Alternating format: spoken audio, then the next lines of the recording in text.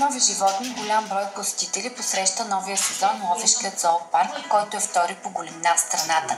Голям интерес представляват двойка двукърби камили, 5-годишният Айван и 4-годишната Блага, дошли от зоологическата градина във Варна. От ръководството на зоопарка се надяват скоро камилите да ги зарадват с ново поколение.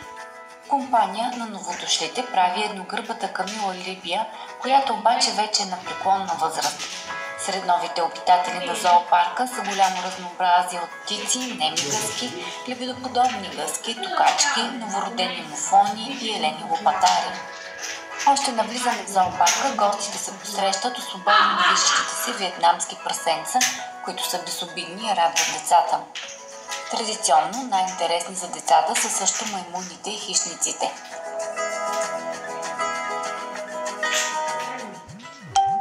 Зоопарка има около 500 животни. За всички тях е подсигурена достатъчно храна и грижа.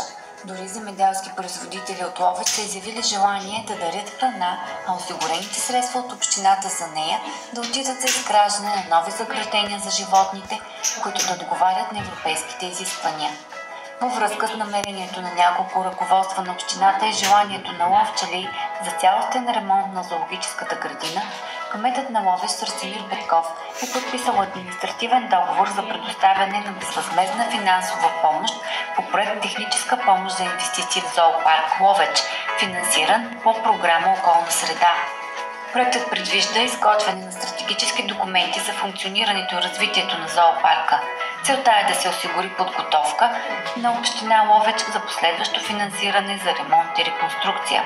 Безвъзмездната финансова помощ е близо 190 хиляди лева.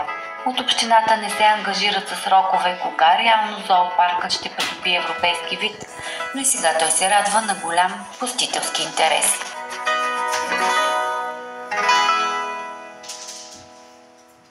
Lleno.